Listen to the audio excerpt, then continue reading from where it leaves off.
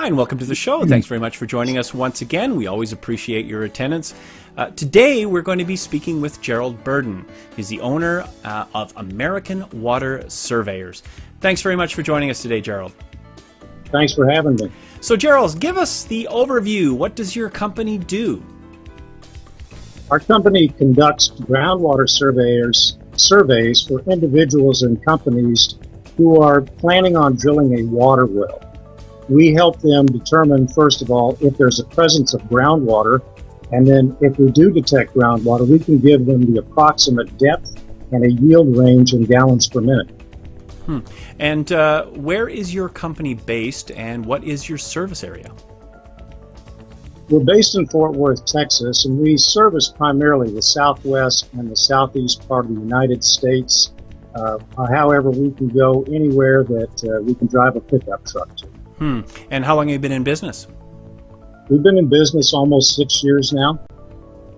And can you describe your data collection process and tell us how it works? Sure. Once a client calls us and asks us to come out and do a survey, one of the first things we do is we research other well logs that have been drilled in the immediate area. So we may look at a 2 or 3 mile radius, find these well logs. Typically, they will have the depth the well was drilled to, how many gallons a minute they produced.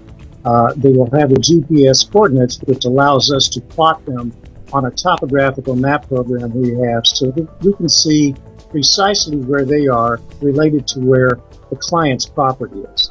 This gives us a pretty good overview of what to expect prior to coming out in terms of what the general depths and yields of those wells are before we get there. We will also plot those wells on a geologic map. We like to see what the underlying geology is of an area, not only the client's property, but the surrounding area where these wells are drilled.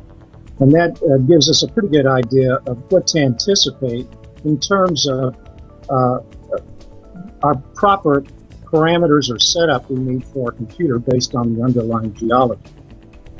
And how many groundwater surveys do you think your company has conducted? We've done over 275 in that 6-year period. Gerald, what associations or accreditations do you have as a company? Well, we're members of the National Groundwater Association, the Water Quality Association, and members of the Better Business Bureau with an A+ rating. What information do you need from your clients prior to conducting a groundwater survey? Well, we need to know what the area that we're going to be surveying is like. In other words, we need to have clear access with our pickup truck to be able to drive into the area and conduct the survey. We also need to know what are the surface conditions like. If it's too rocky, it creates some problems for us because it affects the quality of data we're trying to collect.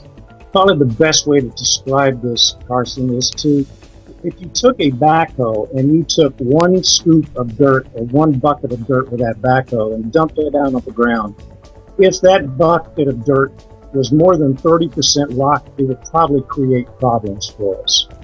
Another thing we need to know is if there is any overhead or underground power supply nearby. We usually have to stay within 50, maybe 100 feet clear of any overhead or underground power because that affects the quality of data.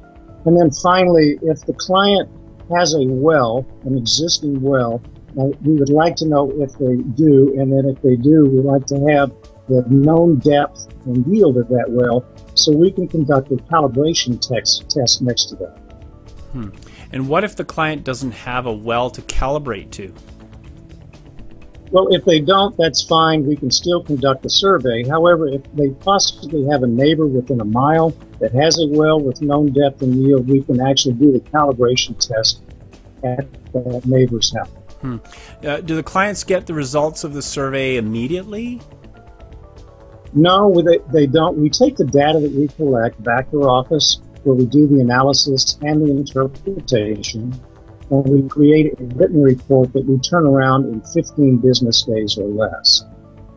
And what does the client see in the report? Well, the client will see what we found at each one of the sounding locations. So our process involves us causing a seismic impact on the surface. and doing so sends an energy signal down into the earth. If that energy signal penetrates a water-bearing zone, the water moves from the energy of the signal, and the movement of that water creates an electrical flicker.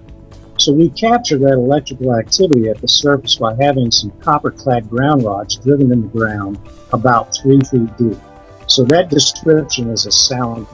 So we do a series of soundings in a survey, and when the client receives that written report, we identify what we found at each one of those sounding locations, telling the client if we detected water or not, and if we did, we'll identify the approximate depth and a yield range that they could expect if they drilled in that location. And what kind of lead time to schedule a survey? Lead time is typically a week or two. We have 2 crews that are pretty much on the road all the time to do surveys. So we usually have a 1 or 2 week lead time, but we can typically get to our clients in that time. Well, thank you very much. Gerald Burden, wefindwater.com. Check out the website and find out more information from Gerald on some of his great services. Thanks very much for joining us today. Thank you.